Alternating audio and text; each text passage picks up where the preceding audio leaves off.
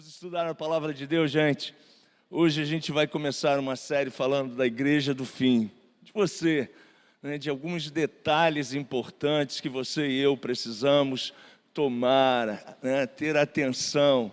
Jesus está voltando. Você pode dizer aleluias por isso? Você não tem o que temer. Nos finais dos tempos, muitas coisas estarão acontecendo. Pastor Mário pregou hoje pela manhã. A primeira coisa que é um sinal é o engano, né? E mais do que nunca a gente vive uma época onde está se falando de muita coisa distorcida.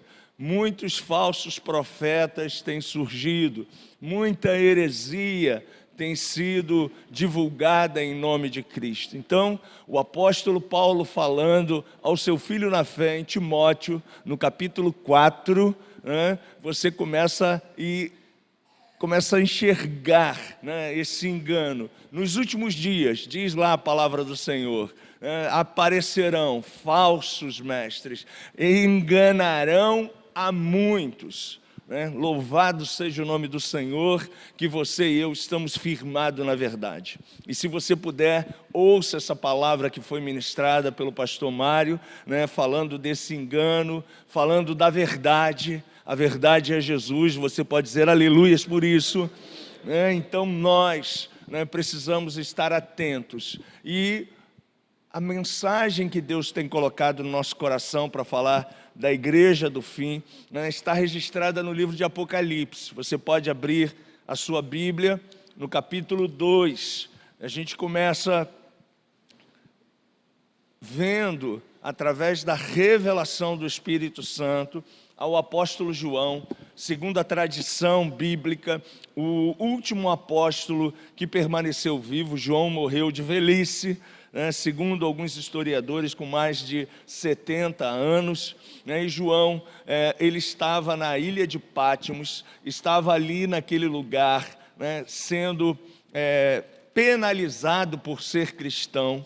Segundo a tradição cristã e segundo os historiadores, João tinha sido jogado num tonel de azeite quente. E aí, depois que tiraram ele, eu imagino que estava todo enrugado, cheio de dor.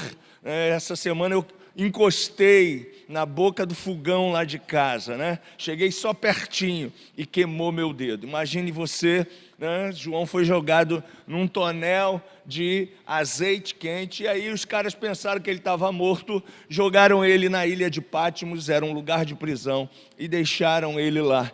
Mas só que Deus ainda não tinha cantado o número de João. Você pode dizer glória a Deus por isso. Então, quando não canta o nosso número, gente, não adianta, não tem bala perdida, não tem tempo ruim, porque quando não chegou a sua e a minha hora, diz a Bíblia que a minha e a sua vida está totalmente escrita na mão de Deus. E João, tinha ainda muita vida pela frente, ele tinha um ministério para ensinar, para ajudar a igreja, para trazer essa revelação para a gente, e aí deixar a gente aí com esse conhecimento revelado do tempo do fim, das igrejas do fim, e escreveu não somente para as igrejas da Ásia Menor, são hoje a região ali da Turquia, aquela região ali que você conhece hoje, os turcos, e todas essas 7 igrejas que estão aí a partir do capítulo 2, elas nos dão um panorama do tempo do fim, das coisas que começarão a acontecer. Jesus também deixou muitos sinais para a gente. No capítulo 24 de Mateus, você que está anotando aí, você também pode ler em casa, em sinais, esses sinais que a gente está vendo aí, pandemia, pestes e tantas outras coisas, são sinais, e Jesus fala assim, ainda não é o fim, mas são toques, são advertências que o Espírito Santo vai deixando para o mundo, para que o mundo possa entender que o poder e a glória e a autoridade está na mão do Senhor Jesus. Você pode dizer glória a Deus por isso. E a primeira igreja é a igreja de Éfeso. A gente estudou na escola bíblica aqui sobre essa igreja, sobre esse lugar. E João recebeu de Deus, do próprio Cristo.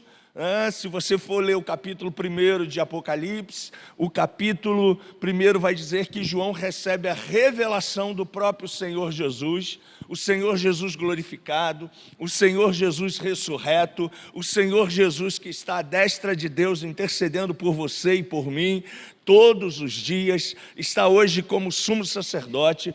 Esse mesmo Senhor Jesus deu a revelação a João e mostrou ao apóstolo João, que também é o escritor do Evangelho de João, da primeira, da segunda e da terceira carta de João, que está aí na sua Bíblia. Então, Deus, através de Jesus, revela a João o tempo do fim, as últimas coisas, aquilo que estaria acontecendo. E aí a gente começa a observar que Deus está sempre preocupado conosco, o seu povo. Porque diante das situações da vida, das circunstâncias da vida, a gente pode às vezes titubear, a gente pode às vezes esmorecer, a gente pode às vezes deixar de olhar para Jesus, que é o autor e o consumador da nossa fé. E o conselho para você e para mim, é permanecer firme e tendo o alicerce em Cristo Jesus. Como o pastor Mário pregou nesta manhã, Ele é o caminho, Ele é a verdade, Ele é a vida. Então você e eu precisamos estar nele. E eu convido você a abrir então a sua Bíblia em Apocalipse, deixar ela aí aberta no capítulo 2. Começa no versículo 1. Hoje a gente vai falar um pouco dessa primeira igreja. Ao anjo da igreja em Éfeso, escreve: estas coisas diz aquele que conserva na mão direita as 7 estrelas e que anda no meio dos 7 candeeiros de ouro. Conheço as tuas obras, tanto o teu labor como a tua perseverança, e que não podes suportar homens maus, e que pusestes à prova que a si mesmos se declaram apóstolos e não são, e os achastes mentirosos. E tens perseverança, e suportastes provas por causa do meu nome, e não te deixastes esmorecer. Tenho, porém, contra ti, que abandonaste o teu primeiro amor. Lembra-te, pois, de onde caíste, arrepende-te e volta à prática das primeiras obras. E se não, venho a ti e moverei do seu lugar o teu candeeiro, caso não te arrependas. Tens, contudo, a teu favor, que odeia as obras dos nicolaítas, as quais eu também odeio. Versículo 7, você pode ler comigo. Quem tem ouvidos, ouça o que o Espírito diz às igrejas. Ao vencedor, dar-lhe-ei que se alimente da árvore da vida, que se encontra no paraíso de Deus. Pai, no nome de Jesus, nós cremos, Senhor, que esta revelação que tu deste ao apóstolo João não foi somente para a igreja da Ásia do seu tempo, mas para todas as igrejas, em todos os tempos, em todas as eras, em todos os séculos. E mais do que nunca, essa mensagem ficou aqui registrada para que nós não tiremos o nosso carro do trilho, não deixemos em momento algum de estar com os nossos olhos fitos em Ti, porque é o Senhor, é o Seu Espírito em nós que nos dá a garantia de que, estando em Cristo, nada e ninguém poderá nos atingir. Seremos imbatíveis na força do Senhor. Portanto, Espírito Santo, que essa mensagem ela possa nos corrigir, mas também nos ajudar a olharmos somente para Ti e estarmos prosseguindo, olhando para Jesus, o autor e o consumador da nossa fé. Amém. Glória a Deus. Então, como eu estava te dizendo, João recebeu a ordem para escrever toda essa visão do tempo do fim, do tempo que nós estaremos participando como igreja ativamente com o Senhor Jesus. No capítulo 2 e no capítulo 3, são registrados, então, advertências para nós, a igreja do Senhor, para a igreja não deixar nada do sistema mundial, do sistema mundano, do império das trevas vir contra nós, tentando nos paralisar. Naquela época, havia muito mais igrejas do que essas 7 na Ásia Menor. O evangelho começou no Oriente e havia muitas igrejas ali naquela região. Mas aprove a Deus estabelecer a mensagem e deixar 7 igrejas. Por que 7? Bom, dentro da teologia, o número 7 fala de plenitude, de perfeição, daquilo que é pleno, daquilo que é perfeito. Então, dentro desse panorama, dentro dessa revelação estabelecida por Deus, dentro dessa ordenança de Deus, dos acertos, dos ajustes, das pontuações positivas para todas as igrejas no seu contexto geral, Deus está mostrando para a gente um modelo perfeito, um modelo de igreja que estará sempre recebendo dele a sua graça, a sua unção, a sua direção para todas as coisas da vida. O número 7, então, fala dessa plenitude. A mensagem do Apocalipse, ela é direcionada a todas as pessoas, mas também a nós, os filhos de Deus, para que a gente entenda e saiba que esse livro não é complexo, pelo contrário, é um livro revelado pelo Espírito Santo para nós, a igreja, e também um livro que nos mostra o nosso papel como igreja em toda a dimensão do reino de Deus. Deus, então, estabeleceu esse livro profético e através de Jesus Cristo, triunfante, exaltado, poderoso, o Jesus que tem todo o poder no céu, na terra, debaixo da terra, desvendando todos os segredos e revelando a João e a sua igreja tudo que há de acontecer no tempo do fim. Volte um pouquinho no capítulo 1, no versículo 19, e veja o que o próprio Senhor Jesus deu como ordem a João. Você encontrou? João, Apocalipse, capítulo 1, versículo 19. Vamos ler? Escreve, vamos lá?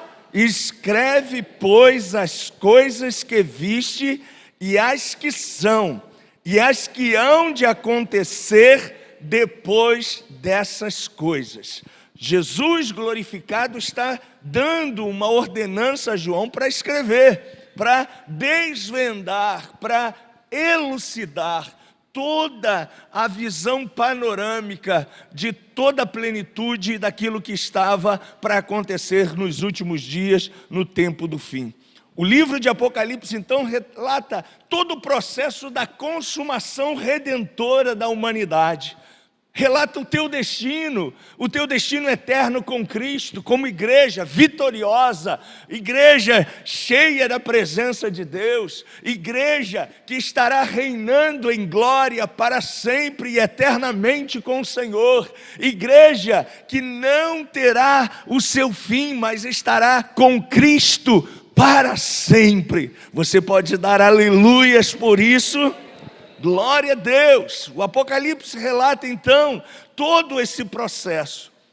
O Apocalipse não se limita apenas a descortinar o futuro, mas através da palavra inspiradora de Jesus. Jesus adverte as pessoas, Jesus ensina as pessoas, Jesus orienta os cristãos de todas as épocas e de todos os lugares a esperar nele. Ele fez a promessa, e se ele fez a promessa, você e eu precisamos crer.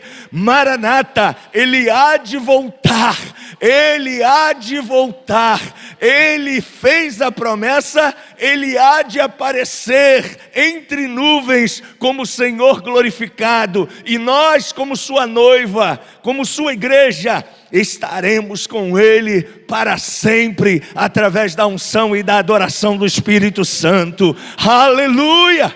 Glória a Deus! O autor desse livro, você também já sabe, é João, filho de Zebedeu. Ele escreveu os 4 evangelhos, o evangelho de João e mais as epístolas que você e eu conhecemos. Para que você esteja entendendo, tudo isso aconteceu no ano 90, no ano 96, depois de Cristo. Depois da morte de Cristo, a igreja estava vivendo um momento de crueldade. Domiciliano era o imperador, né? E esse cara em nada era diferente de Nero, que também pendurou muito crente como tocha humana. Esse cara tinha ódio de crente, era um tipo de um anticristo para distorcer e destruir a igreja, semelhante também como Calígula e tantos outros líderes que foram opressores da igreja ao longo da história do cristianismo. Todos eles odiavam os cristãos, perseguiam os cristãos e veneravam Roma como centro de tudo. João, então, estava preso nessa ilha, enclausurado lá. Eles pensaram que tinha matado João, mas o Espírito Santo, né, estava cuidando de João, como também cuida de você. Diga aleluia! Nenhuma praga chegará à tua tenda, nada te acontecerá, porque o Espírito Santo, o Espírito de vida, está dentro de você, e você precisa ter essa fé inabalável no Senhor, porque é Ele quem te guarda. O Senhor é aquele que te guarda, Ele é o teu pastor, Ele é o teu ajudador, Ele é o teu provedor, Ele é o teu ajudador, Ele é o teu auxílio, Ele é tudo para você. Glória a Deus, aleluia, louvado seja o nome do Senhor.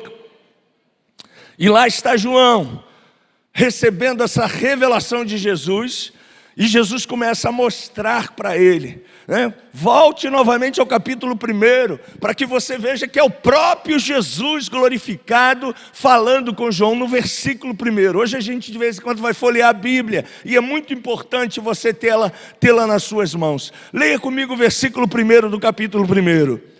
Vamos lá? Revelação de Jesus Cristo, que Deus lhe deu para mostrar aos seus servos as coisas que em breve deve acontecer, e que ele, enviando por intermédio do seu anjo, notificou ao seu servo João, o qual atestou a palavra de Deus, o testemunho de Jesus Cristo, quanto a tudo o que viu.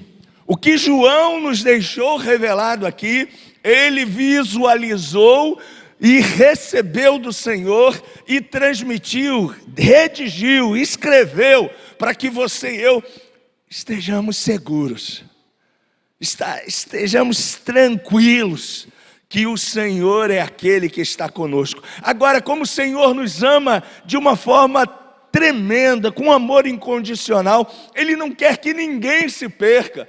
Por isso, o tempo estava passando, as perseguições estavam acontecendo, a igreja estava envolvida com a sua vida também secular, e muitos estavam tendo desvios de condutas e estavam enfraquecendo na fé.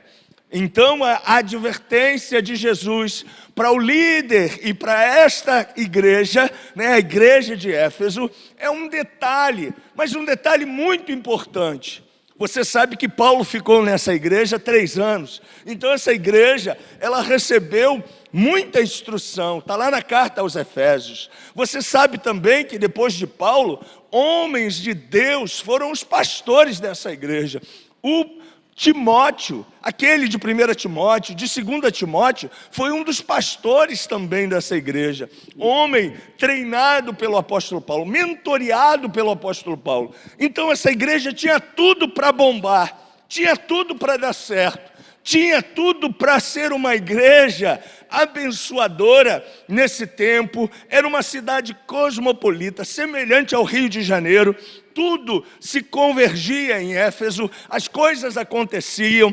Havia também muita idolatria nessa cidade, um culto a Diana, né, a deusa do prazer, e tanta orgia também. Parece até o Rio de Janeiro, né? Tanta orgia rolava em Éfeso, e essa igreja, né, o apóstolo Paulo estava sempre dizendo para os pastores que eram líderes dessa igreja a não sair do trilho, a focar os seus olhos em Jesus, a não deixar de estar ligado à videira que é Jesus, porque nele, por ele, para ele, nele nós receberemos a direção. E em algum momento dessa igreja, um detalhe muito importante no crescimento espiritual começa a trazer um desvio. E é justamente sobre isso que a gente quer falar para você, a gente quer dizer para você, né? Então, o objetivo de João, através do Apocalipse, é corrigir as distorções doutrinárias. E aí eu quero dizer para você, nos últimos dias, o engano estará sempre tentando corromper as doutrinas. E você e eu precisamos ter elas firmadas no nosso espírito. Quem é Jesus? Quem é Deus? Quem é o Espírito Santo? A doutrina da salvação, a doutrina da Trindade. Esses conceitos são relevantes para nós. E quando a gente tem esses conceitos, eles são conceitos que vão ajudar a gente a permanecer firmados na verdade. Você que está comigo na quinta-feira, estudando na escola de liderança, você tem visto como a heresia sempre tentou invadir a igreja. Através dos judaizantes, através dos gnósticos, através de falsos mestres, através de falsos conceitos doutrinários do Cristo. Falsos cristos apareceram em várias igrejas logo depois da fundação do Evangelho, mas o apóstolo Paulo, o apóstolo Pedro, o apóstolo João sempre estavam ali como mentores para perseverar na doutrina e na instrução recebida pelo próprio Senhor Jesus. Um dos objetivos, o segundo objetivo de Apocalipse, além de corrigir as distorções doutrinárias e os desvios da conduta da igreja, era consolar os santos, a igreja, porque a barra estava pesada, a autoridade romana estava pressionando. O mundo estava pegando pesado.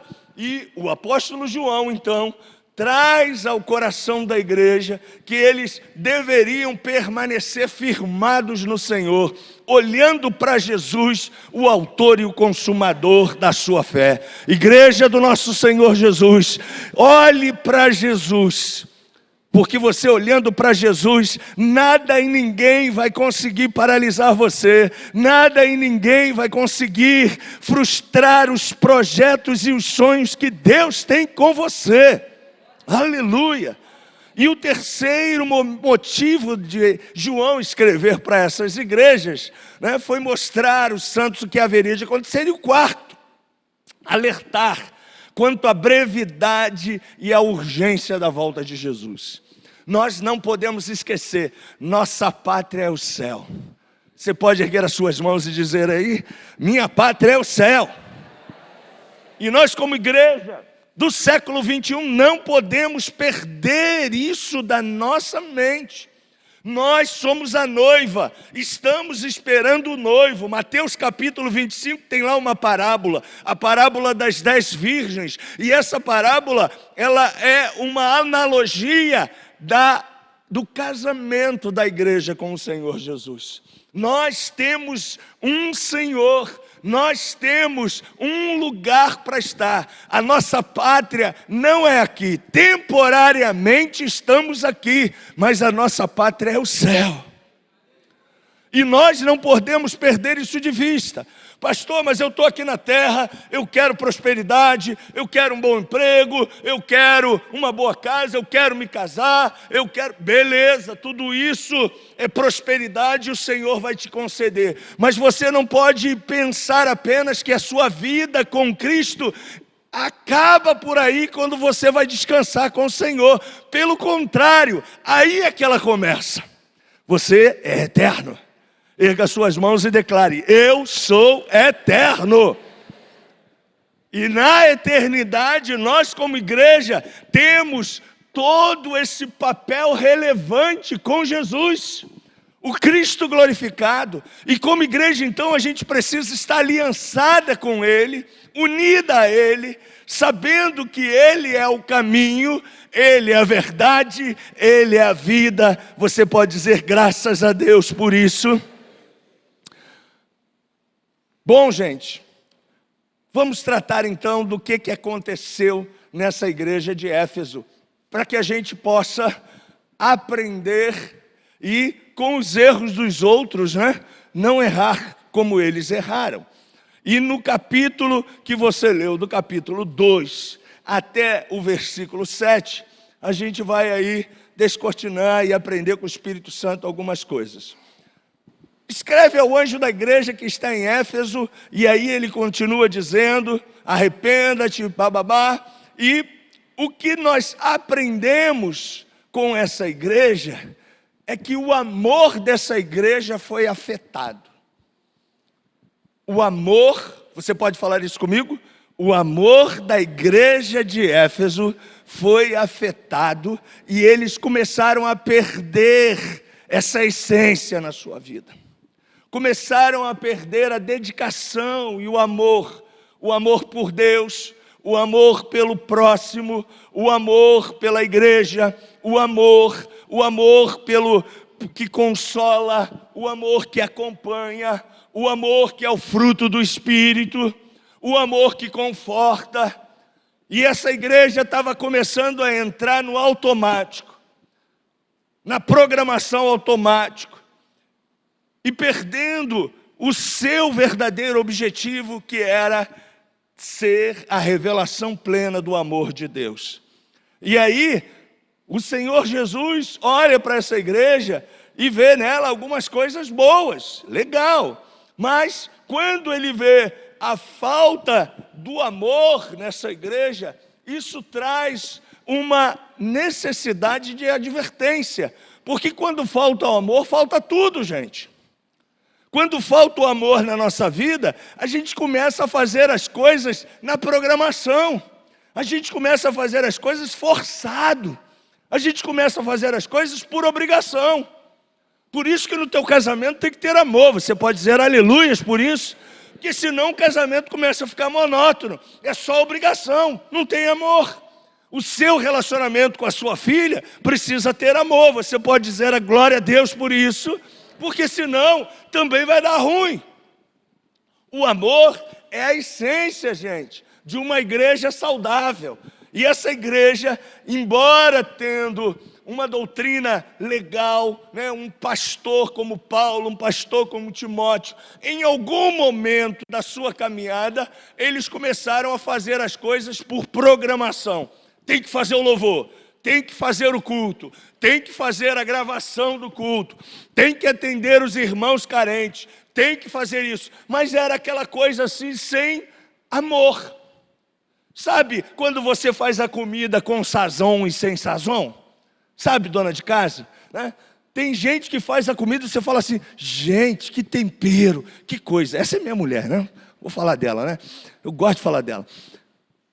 Que tempero, que comida. Mas você também come às vezes na casa de alguém e fala assim, misericórdia, só a graça, que comida ruim, meu pai do céu. E aí você bota a primeira garfada e, Jesus Cristo, como é que esse homem consegue, comer essa comida, E aí vai. E aí, gente, você até come por uma necessidade, mas não tem prazer, não tem alegria, não tem um sazon na comida, não tem um bom tempero. Igreja sem amor é uma igreja vazia, como lata d'água descendo a uma ribanceira. Não tem eficiência, as coisas não têm o amor de Cristo. E eu louvo a Deus, porque eu sei que aqui essa igreja tem um povo que ama. Você pode dizer aleluias por isso. Um povo que tem empatia, um povo, quando a gente coloca desafios aí, você está sempre atento a ajudar o seu semelhante, a ser uma pessoa calorosa, amorosa. E a minha reflexão hoje com você é, continue assim até o fim. Ah, pastor, mas sendo amoroso também, eu já levei muita paulada na cabeça, eu já levei muita volta também, pastor, eu já sofri muito. Querido, na vida a gente vai levar paulada mesmo, não tem jeito não, né? E você precisa ter a direção do Espírito Santo para saber quem é essa pessoa que você precisa amar, essa pessoa que você precisa ajudar, esses lugares que você precisa levar o amor, e estar atento, porque o Espírito Santo vai sempre falar com você. Glória a Deus por isso. Então erga suas mãos e fale comigo: o Espírito Santo vai sempre falar comigo. Glória a Deus por isso. E quando ele fala, a gente percebe, a gente tem a nítida solução da voz doce e suave do Espírito Santo. Havia esse problema então. A lua de mel da igreja com Jesus estava meio truncada. Eu sou de uma época que quando a gente aceitava Jesus, rapidamente depois de aceitar Jesus, os crentes tinham um foco. Sabe qual era o foco? Não era dinheiro, não era casar, não era mudar de vida, não era nada. Era logo depois que aceitou Jesus: eu quero ser batizado no Espírito Santo, eu quero revestimento de poder, eu quero a unção. E aí a gente não saía de oração, né? A gente não saía de encontro de oração. Aliás, terça e quinta tem encontro de oração aqui, né? Você que está de bobeira em casa, né? Você que pode estar conosco, venha orar. Muito pode a oração de um justo. E a gente estava sempre em oração. Vigília, eu sou apaixonado por vigília. Pastor, por que o senhor nunca fez vigília? Porque eu não quero ficar aqui sozinho. Se você vier comigo, eu vou fazer uma vigília aqui, gente. Um dia desse o irmão me falou assim: por que não fez ainda uma vigília na Nova Vida? Eu falei para ele: não quero ficar sozinho. Porque muita gente hoje não sabe o que é a vibe de uma vigília. Vigília é você passar a noite toda orando, a noite toda louvando a Deus. Pastor, então continua o Senhor aí não fazendo vigília, porque não estou afim de passar a noite toda. Eu vou dormir nessa poltrona, pastor, com esse ar. Então a gente ainda não, mas o dia que você fala assim: pastor, conta comigo, pastor, eu venho, pastor, a gente vai fazer essa vigília, né? E a gente não saía de vigília. E isso é uma advertência, você está percebendo? A igreja contemporânea ora pouco, ok? Não está ainda na igreja de Éfeso, mas nós precisamos fazer uma leitura. A gente está orando pouco. Porque se a gente orar, fogo do céu vai tremer, coisas vão acontecer, vai haver ressurreição, vai haver cura divina, vai haver restauração. E a gente não pode, se perder, porque as coisas da vida têm nos afastado de uma vida de altar, uma vida de comunhão com Deus, ok? A igreja de Éfeso estava se afastando do amor. O seu pastor estava esquecendo de falar do primeiro amor dessa igreja. E como a gente pode definir o primeiro amor? Eu vou lembrar de mim. Eu sempre fui apaixonado por igreja. Eu sempre fui o primeiro a entrar e o último a sair. Sempre gostei de estar nesse lugar. Antigamente tinha mais culto do que hoje. E aí eu estava sempre na igreja. Se eu podia, eu estava sempre na igreja. Fazendo alguma coisa, envolvido com alguma coisa. Paixão, primeiro amor. Sabe, quantos aqui são casados? Você lembra que as coisas loucas, sacrifício não, as coisas por amor que você fez pela sua namorada? Você lembra? Eu vou te contar algumas. Eu perdi o ônibus Bacurau. O pessoal da minha época vai lembrar o que era o Bacurau, né? Tem um novo nome agora que eu não sei mais qual é, né? É o Corujinha, não sei como é que chama agora.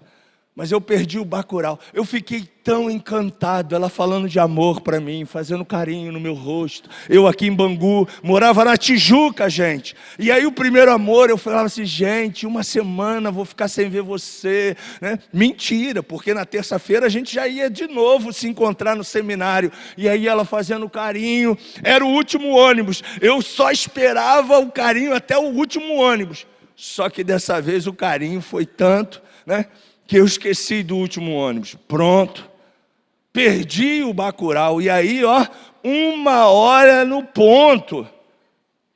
Porque era de 1 em 1 hora. Eu não sei quanto tempo agora demora, né? Que depois que a gente casa, a gente não pega mais o Bacurau, né? Mas era de... E eu falei assim, meu Deus do céu. No dia seguinte tinha que trabalhar. O relógio tocou, eu sei que eu cheguei de casa em madrugada, né, lá para as tantas da madrugada, e aí 5 e pouco o relógio tocava, ela estava eu de pé assim, opa, mas valeu a pena, né, foi bom demais, né, aquele carinho, Gente, ela fez naquela noite uma macarronada com molho branco, à bolonhesa. Ela me fisgou no estômago, além do coração. Eu sou apaixonado por comida italiana. E aí ela fez a macarronada com molho branco, ainda botou aquele queijo parmesão por cima. Eu falei, meu Deus do céu. Deu uma lombeira depois da janta. Eu falei, já conquistou meu coração. O primeiro amor faz você fazer loucuras. Sim ou não, maridão? Mas o tempo vai passando, se a gente bobear, esse primeiro amor vai esfriando. Aí chega a data do casamento. Você lembra quando é que você casou? Sim ou não? Lembra? Amém. E o que você faz nessa data? Nada, pastor. É a data do meu casamento. Já começa ruim, porque no dia do teu namoro, você contava dia, hora, semana, né, meses. O que você fazia sempre? Dava um presente, alguém falou lá, ainda continua dando presente? Amém, glória a Deus. Aí, esse primeiro amor ainda está ativo. Dava um presente, uma rosa, levava para jantar, não é isso? Amém? Pelo amor de Deus, amém, homens? Isso é o primeiro amor, o primeiro amor. Não pode esfriar. Eu vou para 28 anos de casado. Ô glória. Não esqueço uma data. E ela foi tão importante na minha vida, além de eu não esquecer, né, ela sempre lembra. Mulheres, olhem para mim. Vocês têm que nos lembrar. Ela já vem na minha agenda, ela sabe que eu sou um cara de agenda. Já bota lá, dia 9. Quero jantar no Outback. Falei, opa, tá bom. Aí eu já vou me preparando. Porque dia 9 só tem um que eu casei, né? Então é 9 de janeiro, aí eu já vou me preparando, já vou guardando a grana, já vou reservando, já vou pensando e já vou usando as minhas conexões. Os pais têm conexões. Quantos aqui têm filhos? São as suas conexões. Aí o filho chega, mãe, o que você está precisando? Mãe, nada de dar geladeira no dia do casamento. E as mulheres digam glória a Deus por isso. Nada de dar fogão no dia do aniversário de casamento. Nada de dar um colchão para a mulher no dia do seu aniversário de casamento. Isso não tem nada a ver com o primeiro amor.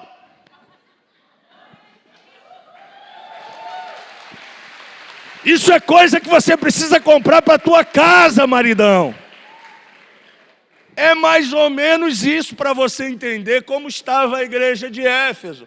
O primeiro amor estava se esvaindo, se acabando. Nosso aniversário de casamento, né? Glória a Deus. Estamos fazendo 10 anos, amém, glória a Deus. 10 anos, né? Puxa vida. Gente, 25 anos de casamento, né? Datas comemorativas e importantes. Você não pode deixar em branco. É igual 15 anos de filha, menina. Desculpa, né? Não tem como você, pai, você, mãe, que tem uma filha menina que vai fazer 15 anos, não deixar registrada essa data. Ela é relevante na vida da sua filha. Ah, pastor, não tenho dinheiro. Quando a gente está cheio do primeiro amor, o dinheiro aparece.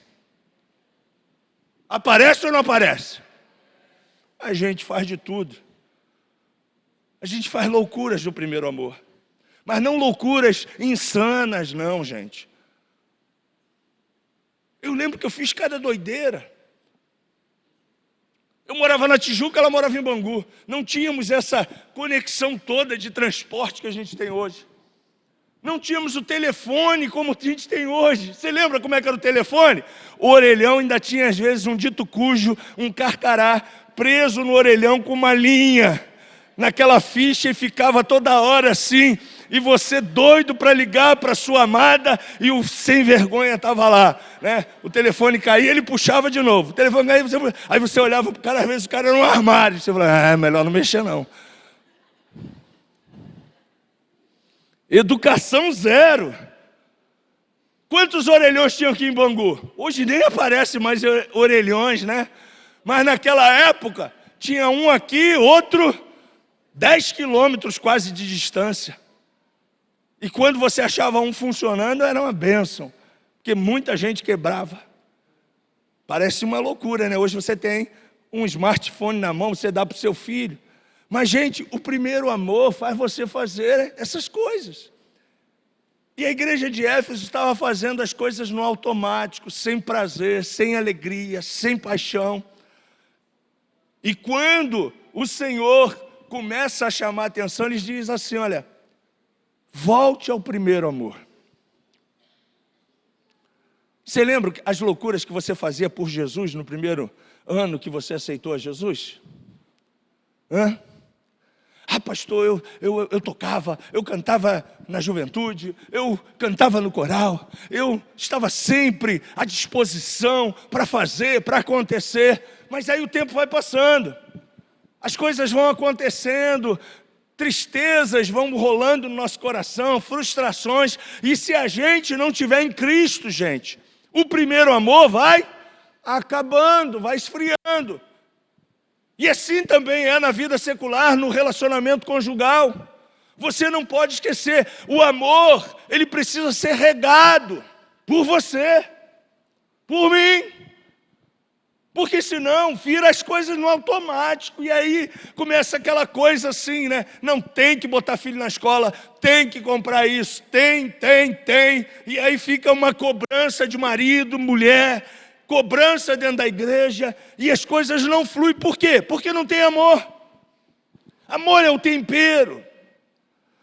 E o Espírito Santo fala, vocês esqueceram o primeiro amor. Vocês estão se distanciando. Está aqui, ó. Tenho contudo contra você que vocês esqueceram o primeiro amor. Tinha muita coisa que essa igreja estava fazendo boa. Mas o amor não pode se afastar da gente. O próprio Cristo realçou isso e falou isso. Ele conhecia, olha o versículo 2 do capítulo 2. Conheço as tuas obras, tanto o teu labor como a tua perseverança, e que não pode suportar homens maus, e que puseste às provas o que a si mesmo se declaram apóstolos e não são, e achastes mentirosos. Vocês têm perseverança, suportastes prova por causa do meu nome, e não deixastes esmorecer. Até aqui, coisas boas estavam acontecendo na vida da igreja, que você e eu precisamos copiar, precisamos fazer. Precisamos dar continuidade. Precisamos receber do Senhor esse reconhecimento que temos perseverança, que não suportamos heresias, homens maus, que declaramos a nossa fé diante das pessoas, que temos o nome de Jesus como um nome que está acima de todo nome, e para Ele nós damos toda a adoração. Mas a gente não pode deixar o amor de lado, porque senão as nossas ações espirituais, elas não são relevantes para Deus. E no versículo 4, essa igreja recebe um toque do Senhor, um conselho do Senhor. Tenho, porém, contra ti, que abandonastes o teu primeiro amor. Querida igreja do Senhor, eu espero que o primeiro amor do seu coração nunca se acabe. Você pode dizer amém? Mas se porventura o seu primeiro amor se acabou, lembra-te onde caíste. Feche os teus olhos. Pastor, eu lembro. Sabe quando foi que o meu primeiro amor caiu, quebrou? Quando eu trabalhava no Ministério Y.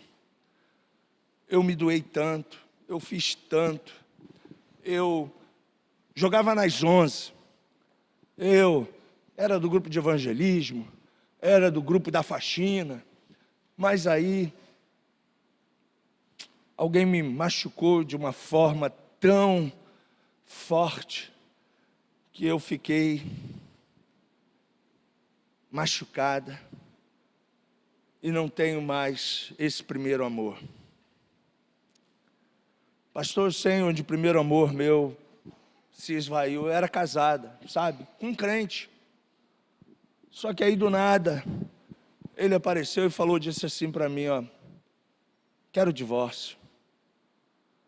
E aí, meu coração ficou amargurado.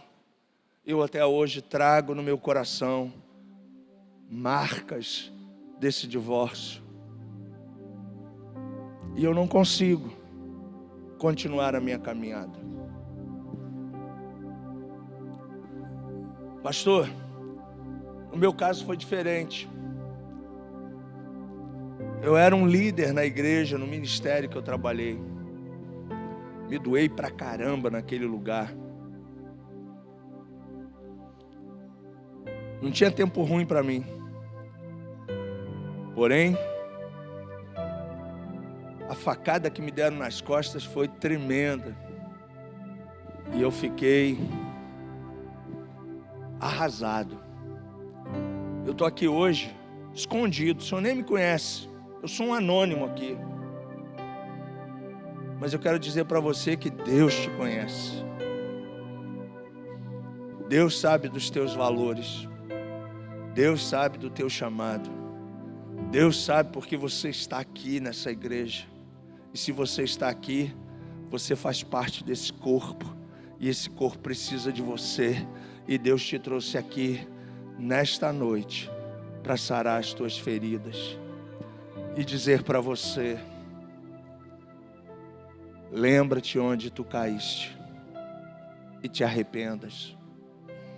Continue com seus olhos fechados. O que é arrependimento? É reconhecimento. É deixar o Espírito Santo tratar das nossas feridas. E eu quero dizer para você que se você ainda está ferido, se ainda está pulgando o pus da sua ferida, fique tranquilo. O que o Espírito Santo quer dizer a você nesta noite é: eu preciso tocar nessa ferida e remover toda a contaminação que ainda você traz na sua caminhada, que apagou o primeiro amor da sua vida. E quando você deixa o Espírito Santo tratar, você consegue amar novamente. Você consegue se amar. Você consegue olhar para o seu marido. Aliás, eu quero falar também famílias, relacionamentos que perderam a liga. Talvez você, marido, está aí no automático, esqueceu do primeiro amor, está vivendo um casamento. Ah, pastor, é porque a gente é crente, sabe? Deus não quer que você viva um casamento só porque você é crente. Deus quer que você viva um casamento cheio de amor, porque Ele é a essência do amor. Arrependa-te. Veja onde você caiu. Ei, mulher, às vezes o problema também está contigo. Às vezes você fazia aquela comidinha gostosa. Às vezes você lembrava dele, né? Dava alguma coisa, um chamego. E aí você também com as coisas da vida, as frustrações, As marcas da vida foram fazendo você ficar cauterizado, e aí você se isolou, se isolou, se isolou, se isolou. Hoje você é quase que uma pedra ao lado do seu marido. Ei, Deus não quer que você seja uma pedra. Você tem vida. Ele é a vida. Então se arrependa. Volte ao primeiro amor. Teu casamento tem jeito. Tua vida espiritual tem jeito. Você foi feito para reinar em vida. Volte a praticar. Não esqueça mais das datas. Concluindo, eu quero dizer para você, sem amor não pode haver cristianismo, gente. A base do cristianismo é o amor. Nós fomos alcançados pelo amor. João 3,16, o textual da Bíblia diz que porque Deus amou o mundo de tal maneira que deu o seu Filho unigênito, para que todo aquele que nele crê não pereça, mas tenha vida eterna. Amor. Se você e eu estamos aqui hoje é porque alguém nos amou primeiro. Jesus te ama e não quer que você e eu percamos esse amor. Pelo nosso semelhante, pela igreja, pelo reino dele, por tudo que ele nos constituiu para reinarmos em amor. Um amor não deve nunca morrer, mas deve ser renovado a cada manhã. Se você não ama Cristo como o amava antes, se arrependa. Volte ao primeiro amor. Lembre da onde você teve essa atitude, esse desvio. Volte imediatamente, rogue ao Pai. Porque eu creio que Ele vai te levar à sala do banquete nesta noite.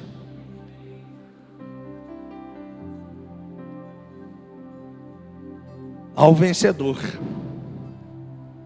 dar-lhe-ei que se alimente da árvore da vida, que se encontra no paraíso do meu Deus.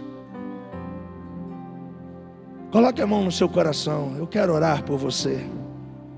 Se essa palavra ela foi marcante para você e você estava esquecido do primeiro amor, feche os teus olhos primeiro, toda a igreja de olhos fechados.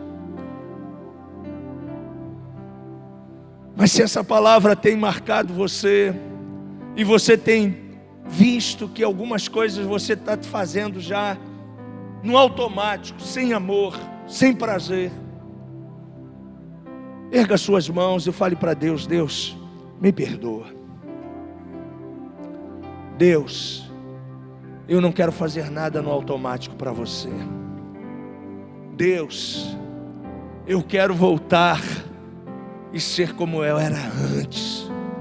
Comigo não tinha tempo ruim, com sol eu estava na tua casa, com chuva eu estava na tua casa. Comigo não tinha tempo ruim no meu casamento. Com comida eu estava feliz, sem comida eu estava feliz, com chamego eu estava feliz, sem chamego eu estava feliz. Mas as coisas da vida foram tirando esse amor da minha vida, Deus. E se você precisa voltar ao primeiro amor, erga suas mãos e fale para Ele: eu preciso de Ti, Senhor. Eu preciso de Ti, Senhor.